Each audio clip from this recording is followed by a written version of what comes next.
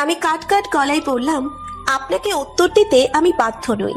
উনি আমার প্রশ্নে অতিরিক্ত মাত্রায় রেগে গেলেন।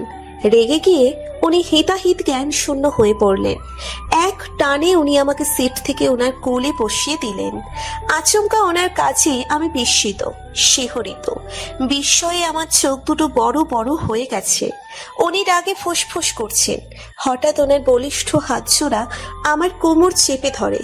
ওনার হাতের ছোঁয়া আমার কোমরে পেতেই আমার শরীরটা বরফের মতো জমে গেল। উনি আমার খুব কাছে চলে এলেন। ওনার নিঃশ্বাস আমার চোখে মুখে পড়ছে। উনি দাঁতে দাঁত চেপে বলেন, আমাকে বলতে বাধ্য নও তো কাকে বলতে বাধ্য? ওই ইফাতকে? ওই ইফাতের আশেপাশে যদি তোমাকে দেখি তো একদম মেরে ফেলবো বলে দিলাম। ওনার হাত জোড়া আমার কোমর থেকে ছাড়ানোর চেষ্টা করতে করতে বললাম, আমি কাকে বলতে বাধ্য সেটা নিশ্চয়ই আপনাকে বলবো না। আমি কার সাথে কথা বলবো, কার সাথে মিশবো, সেটা একান্তই আমার ব্যক্তিগত ব্যাপার। নিশ্চয়ই আপনি ঠিক করে দিবেন না আমি কার সাথে কথা বলবো আর না বলবো, কার সাথে মিশবো আর না মিশবো। আপনার অধিকার খাটানো বন্ধ করুন আমার লাইফে। আপনি বুঝতে পারছেন না আপনি আমার লাইফে অধিকার চর্চা করছেন? দেখো রিয়া, আমাকে রাগিও না। আমার রাগানোর ফল তোমার জন্য নিশ্চয়ই সুখকর হবে না। তুমি আমার স্ত্রী, তোমার ভালো মন্দ দেখার দায়িত্ব আমার। প্লিজ বন্ধ করুন আপনার দায়িত্ব পালন।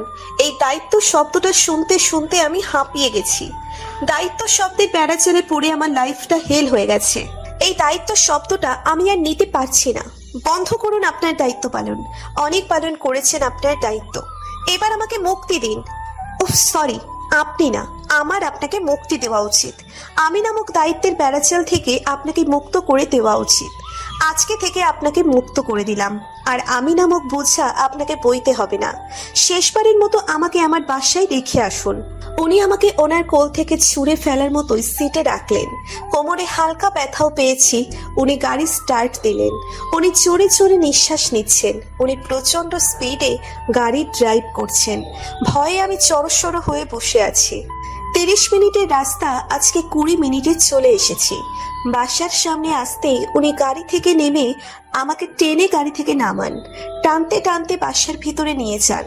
কলিং বেল না বাজিয়ে ওনার কাছে থাকা চাবি দিয়ে দরজা খুলে বাসায় প্রবেশ করলেন। রুমে যাওয়ার পথে মামনির সাথে দেখা। মামনি ওনাকে অনেক প্রশ্ন করেন, উনি এত রেগে আছেন কেন, আমাকে এভাবে টেনে নিয়ে যাচ্ছেন কেন। উনি মামনির কথাগুলো উপেক্ষা করে আমার হাত ধরে টানতে টানতে রুমে নিয়ে আসলেন। মামনিও রুদ্রের পেছন পেছন আসেন। রুদ্র আমাকে নিয়ে রুমে এসে ঠাস করে দরজা বন্ধ করে দেন। উনি আমাকে রেখে সারা রুম জুড়ে পায়চারি করছেন। টেবিলের ওপর থেকে পানির বোতল নিয়ে মাথায় ঠেলে দেন। আমি ভয়ে এক কোণে দাঁড়িয়ে আছি। ওনাকে এতটা রেগে যেতে আমি আগে কখনো দেখিনি। ওনাকে দেখে আমার ভীষণ ভয় করছে। আচমকা উনি আমার 2 বাহু চেপে ধরেন। আমি ভয়ে দুপা পিছিয়ে গেলাম। উনি আমাকে নিজের সাথে চেপে ধরলেন। আমাকে আর এখন ভালো লাগে না, অন্য কাউকে ভালো লাগে। এই জন্য আমার কাছ থেকে মুক্তি চাও? শুনে রাখো, মুক্তি তুমি কোনোদিনই পাবে না। আমাকে তোমার ভালো লাগুক আর না লাগুক, তোমার আমার সাথেই থাকতে হবে। দুনিয়া এদিক থেকে ওদিক হয়ে গেলেও তোমার আমার কাছ থেকে মুক্তি নেই। তুমি সেদিনই মুক্তি পাবে যেদিন আমি এই বাসা থেকে লাশ হয়ে বেরিয়ে যাব। ওনার ফোন বেজে উঠতেই উনি আমাকে ছেড়ে দিলেন। ফোনের স্ক্রিনের নামটা দেখেই উনি ব্যালকনিতে চলে গেলেন। ব্যালকনিতে যেতেই ওনার একটা কথাই কর্ণকুহর হলো। ও পালালো কিভাবে? তারপর আর কোনো কিছু বোধগম্য হলো না। কিছুক্ষণ পরেই উনি রেগে রুম থেকে বের হয়ে গেলেন। আজকে কলেজে আসতেই ত্রয়ী আমাকে চেপে ধরে। ও আমার বিয়ের ব্যাপারে জেনে গেছে, যেটা এতদিন ধরে আমি ওর কাছ থেকে লুকিয়ে গিয়েছিলাম। আমি কলেজে যেতেই কতক্ষণ গাল ফুলিয়ে বসে রইল, আমার সাথে কথা বলবে না। যখন দেখলো আমি ওর রাগ ভাঙানোর কোনো প্রচেষ্টাই করছি না, আমি নিজের মতোই বসে আছি, তখনও নিজেই এসে কথা বলল। আমি তোর এতটাই পর যে আমাকে তুই বিয়ের খবরটাও দিলি না। তোর বিয়ে নিয়ে আমার কত প্ল্যান ছিল, স্বপ্ন ছিল, তুই আমার সব স্বপ্ন ভেঙে চুরমার করে দিলি। হে পাষাণ নারী, আপনি আমার মনটা ভেঙে 2 টুকরো টুকরো করে দিলেন। পরিস্থিতি ছিল না তোকে বলার মতো। আমি আমার লাইফের কোনো কিছু তোকে ছাড়া করি বল? আমার জীবনের এত ইম্পর্টেন্ট একটা অধ্যায় তোকে ছাড়া নিশ্চয়ই করতাম না। পরিস্থিতি এমন ছিল যে কাউকে বলতে পারিনি। তুই আমার বিয়ে নিয়ে স্বপ্ন দেখেছিলি। আমি জানতাম মানুষ নিজের বিয়ে নিয়ে স্বপ্ন দেখে, আর তুই অন্যের বিয়ে নিয়ে স্বপ্ন দেখলে এমনই হয়। তুই জানিস না, মেয়েরা নিজেদের বিয়ের থেকেও নিজেদের বেস্ট ফ্রেন্ডের বিয়ে নিয়ে বেশি স্বপ্ন দেখে। আমি কেমন হতভাগা, নিজের বেস্ট ফ্রেন্ডের জামাইকেও এখনো দেখতে পেলাম না। আচ্ছা, জামাইকে না দেখা, তুই জামাই সম্পর্কে কিছু বল। ভাইয়া তোকে নিশ্চয়ই অনেক ভালোবাসে। আমার ভালো লাগাই সে, আর ভালো না লাগাই আমি। তার বিরক্তিতে আমি, আমার স্বস্তিতে সে। আমার ভালোবাসায় সে, তার ঘৃণাই আমি। এসব কি বলছিস? তার কাছে শুধুই আমি দায়িত্ব। সে আমাকে নিজের দায়িত্ব ছাড়া আর কিছু মনে করে না। আমাকে একা ছাড়তে সে ভয় পায়। আমাকে কোনো ছেলের সাথে দেখলে সে রেগে যায়।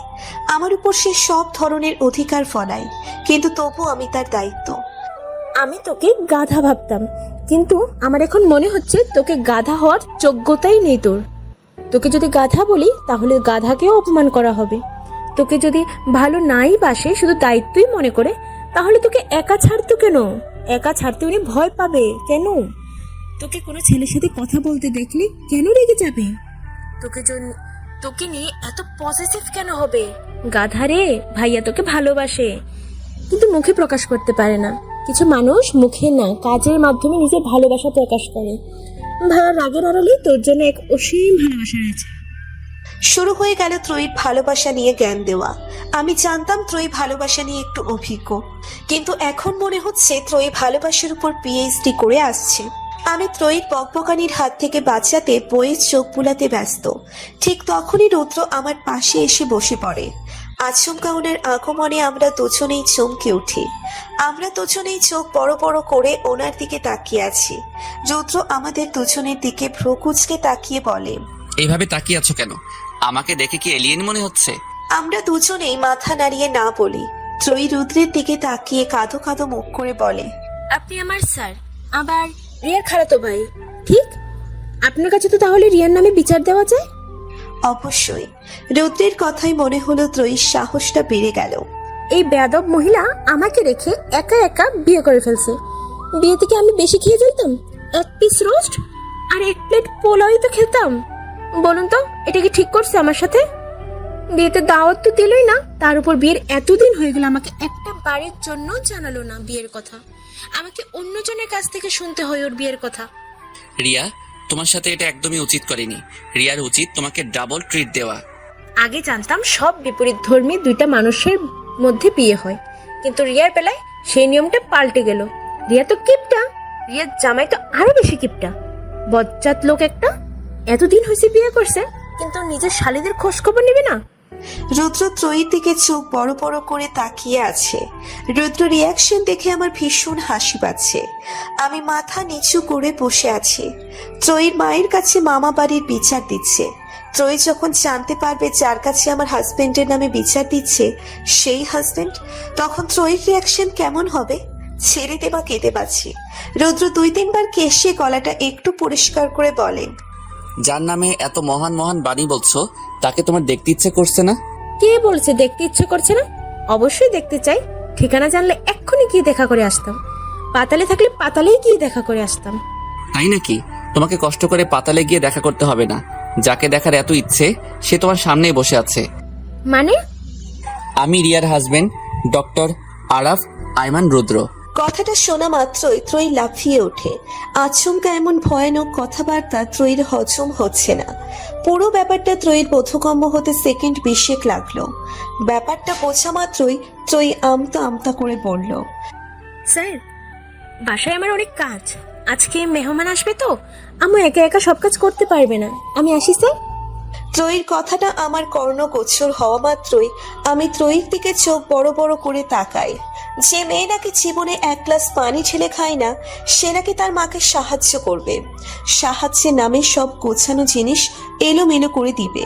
বেশ বুঝতে পারছি ত্রয়ী রুদ্রের থেকে পালানোর জন্য মিথ্যা বলছে। ত্রয়ী কথাগুলো বলেই নিজের ব্যাগটা নিয়ে কোনো রকম দৌড়ে পালালো, যেন এখান থেকে গেলেই সে বাঁচে। যাওয়ার আগে অবশ্য আমাকে চোখ রাঙিয়ে যেতে ভুল করেনি। এর মানে সে আমাকে পরে দেখে নিবে। বাসায় এসেছি মিনিট 20 হয়েছে। রুদ্রের আমার সাথে আসার কথা ছিল না, কিন্তু আঙ্কেলের জরুরি তলবে হসপিটাল থেকে ছুটি নিয়ে বাসায় আসতে হয়েছে। ওনার দাদু অনেক অসুস্থ হয়ে পড়েছে আর উনি আমাকে দেখতে চেয়েছেন। আঙ্কেলরা 2 ভাই বোন। আঙ্কেল শহরে থাকে আর আঙ্কেলের বোন গ্রামে, আর আঙ্কেলের মা ওনার বোনের কাছে থাকে। ওনার নাকি শহরের ইট পাথরের দেওয়ালে বন্দী হয়ে থাকতে ভালো লাগে না। উনি যতদিন বেঁচে আছেন ততদিন মুক্ত পাখির মতো বাঁচতে চান, গ্রামের নির্মল হাওয়ায় বাঁচতে চান। এখন সবাই মিলে দল বেঁধে গ্রামে যেতে হবে। মামুনি ব্যাগ ট্যাগ গোছানো শুরু করে দিয়েছে। আমার মাঝে ব্যাগ গোছানোর কোনো তাড়া নেই। এই না যে আমার যাওয়ার ইচ্ছে নেই, আমার এসব ব্যাগ ট্যাগ গোছানো অসহ্য লাগে। ব্যাগ গোছানোর কাজটা তো আমি ওনাকে দিয়ে করাবো। আমি অলস ভঙ্গিতে বিছানার উপর বসে আছি। উনি শাওয়ার নিতে ওয়াশরুমে গেছেন। উনি বের হলেই আমি শাওয়ার নিতে যাব। ফোনে টুংটাং আওয়াজ করে মেসেজ আসছে। মেসেজগুলো ত্রয়ী পাঠাচ্ছে। আমাকে তখন কিছু বলতে পারিনি বলে এখন মেসেজ করে চালিয়ে মারছে। আমি ভাবলেশীন ভাবে মেসেজের রিপ্লাই দিচ্ছি। ত্রয়ী 10টা মেসেজ দিলে আমি একটা দিচ্ছি।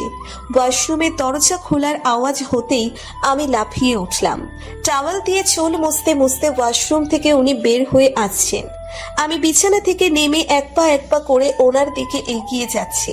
উনি প্রথমে খেয়াল না করলেও পরে উনি ঠিকই খেয়াল করলেন। আমি ওনার দিকে এগিয়ে যাচ্ছি। উনি ভ্রু কুঁচকে তাকান আমার দিকে। উনি বিরক্তি নিয়ে বললেন, ফাইজলামো বাদ দিয়ে শাওয়ার নিয়ে এসো, আমাদের এখনই বের হতে হবে। তুমি যদি রেডি হতে লেট করো তাহলে তোমাকে রেখেই চলে যাব। আমি ওনার কথাটা পাত্তা না দিয়ে বললাম, আপনি এত সুন্দর না হলেও পারতেন ডাক্তারবাবু। আপনাকে এত সুন্দর হতে কে বলেছিল? আপনার সবাই লোক আপনাকে। আমি কথাটা অসমাপ্ত রেখে ঠোঁট কামড়ে ধরলাম। আমার কথাবার্তা আর কাজকর্মে উনি অনেকটাই ঘাবড়ে গিয়েছেন। আমি আর এক পা এগিয়ে যেতেই উনি 2 পা পিছিয়ে গেলেন। ওনার অবস্থা দেখে আমি আর হাসি চেপে রাখতে পারলাম না। ফেক করে হেসে দিলাম। হাসতে হাসতে বললাম, ডাক্তারবাবু আপনি সত্যিই ভীতু। উনি চোখ ছোট ছোট করে আমার দিকে তাকিয়ে আছেন, হয়তো বোঝার চেষ্টা করছেন আমার মতিগতি। আমি ওয়াশরুমে চলে এলাম। আপনি একটু রুম থেকে যান তো। উনি ল্যাপটপে মনোযোগ দিয়ে কোনো কাজ করছিলেন। উনি ল্যাপটপের স্ক্রিনেই দৃষ্টি রেখে বলেন, আমি এখন রুম থেকে যেতে পারবো না, দেখছো না কাজ করছি। প্লিজ যান না, আমি শাড়ি পরবো। আমি শাড়ি পরবো কথাটা শোনা মাত্রই উনি আমার দিকে তাকালেন। হঠাৎ শাড়ি কেন পরবা? শাড়ি পরবো না কেন? প্রথমবারের মতো শ্বশুর বাড়ি যাচ্ছি, প্রথমবারের মতো দাদি শাশুড়ির সাথে দেখা করতে যাচ্ছি। আমাকে শাড়ি পরতে হবে না? আমাকে দেখে মনে হতে হবে না যে আমি আপনার বউ? শাড়ি পরলেও তুমি আমার বউ, শাড়ি না পরলেও তুমি আমার বউই থাকবা। দাদুর সাথে তোমার প্রথমবার দেখা হচ্ছে না, এর আগেও অনেকবার দেখা হয়েছে। যখন দেখা হয়েছিল তখন তো আর আমি আপনার বউ ছিলাম না। এখন আমি আপনার ওয়াইফ, তাই আমাকে শাড়ি পরতেই হবে। একদম না, তুমি শাড়ি পরবে। তোমাকে দেখে মনে হয় না তোমার বিয়ে হয়ে গেছে। গাউন বা অন্য কোনো ড্রেস পরলে তোমাকে দেখে 8-9 এর বাচ্চা মনে হয়, কিন্তু শাড়ি পরলে তোমাকে বড় বড় লাগে। পরে দেখা যাবে গ্রামের মহিলারা তোমার জন্য ফটাফট বিয়ের প্রস্তাব নিয়ে আসছে। আমি তোমাকে নিয়ে একদম রিস্ক নিতে পারবো না। অ্যাট লাস্ট আমার ওনার পছন্দ করা জামা পরেই আসতে হয়েছে। উনি আমাকে শাড়ি পরে আসতে দেননি। আমিও ওনাকে শর্ত দিয়েছিলাম, উনি যদি ব্যাগ গুছিয়ে দেন তাহলে আমি শাড়ি পরে আসবো না। উনি আমার শর্ত শোনা মাত্রই রাজি হয়ে গেলেন। আমরা সবাই এখন বাসে বসে আছি। উনি আর আঙ্কেল গাড়ি করে যেতে চাইলে আমি আর মামুনি জেদ ধরে বাসে করে যাব। অগত্যা ওনাদের আমাদের সাথে বাসে করেই যেতে হচ্ছে। আমি জানালা দিয়ে বাইরের পরিবেশ দেখতে ব্যস্ত আর উনি ল্যাপটপে কাজ করতে ব্যস্ত। আমি ওনার দিকে তাকালাম অনেকবার, কিন্তু উনি একবারের জন্যেও আমার দিকে তাকালেন না। আমি অভিমানী মুখ ঘুরিয়ে নিলাম। আচমকা ব্রেক কষাই আমি সামনের দিকে হেলে পড়তে নিলেই একজোড়া বলিষ্ঠ হাত আমার কোমর চেপে ধরে। আমি ওনার দিকে তাকালাম অনেকবার, কিন্তু উনি একবারের জন্যেও আমার দিকে তাকালেন না। আমি অভিমানী মুখ ঘুরিয়ে নিলাম। আচমকা ব্রেক কষাই আমি সামনের দিকে হেলে পড়তে নিলেই একজোড়া বলিষ্ঠ হাত আমার কোমর চেপে ধরে। আমি অবাক চোখে ওনার দিকে তাকাই। উনি নিষ্পলক আমার দিকে তাকিয়ে আছেন। আমি তাকাতেই উনি আমাকে বড়সড় একটা ধমক দিয়ে বলে উঠলেন, এত বড় হয়ে গেছো, এখনো নিজেকে সামলাতে পারো না? কিছু পারো বা না পারো, জেদটা ঠিকই ধরতে পারো। আমি ওনার দিকে তাকিয়ে হাসি মুখে বললাম, আমাকে সামলানোর জন্য তো আপনি আছেন। উনি আমার দিকে বিরক্তির দৃষ্টি নিক্ষেপ করে আবার নিজের কাছে মনোযোগ দিলেন। আমি অনিমেষ তাকিয়ে আছি ওনার দিকে। ওনার আঙ্গুলে টগা ব্যস্ত কিবোর্ডে, ওনার চোখের দৃষ্টি ল্যাপটপের স্ক্রিনে। আমার দৃষ্টি আটকে আছে তো ওনাতেই। আজকে ওনাকে একটু বেশি সুন্দর লাগছে। ওনার ওপর থেকে চোখ ফেরানোই দায়। আজকে উনি স্কাই কালার একটা শার্ট পরেছেন আর কালো প্যান্ট, হাতে ব্রাউন কালারের ফিতার একটি ঘড়ি। সামনের চুলগুলো কপালে ছড়িয়ে ছিটিয়ে পড়ে আছে। ইচ্ছে করছে ওনার কপালের চুলগুলো একটু গুছিয়ে দিই, কিন্তু নিজের ইচ্ছেটাকে সংবরণ করলাম। কাজ করার মাঝে মাঝে উনি ঠোঁট দিয়ে ঠোঁট চেপে ধরছেন। এই সাধারণ কাজটাও যেন অসাধারণ লাগছে। ইস, আমার বরটা এত সুন্দর না হলেও পারত, কারো নজর যেন না লাগে। উনি এবার ল্যাপটপের স্ক্রিন থেকে দৃষ্টি সরিয়ে আমার দিকে তাকালেন, জিভ দিয়ে ঠোঁট ভিজিয়ে বললেন, আরে আরে কই যান আপনারা? একটা লাইক দিয়ে যান। এত কিপটামি করেন কেন? একটা লাইকই তো দিবেন। প্লিজ প্লিজ প্লিজ একটা লাইক দিয়ে যান।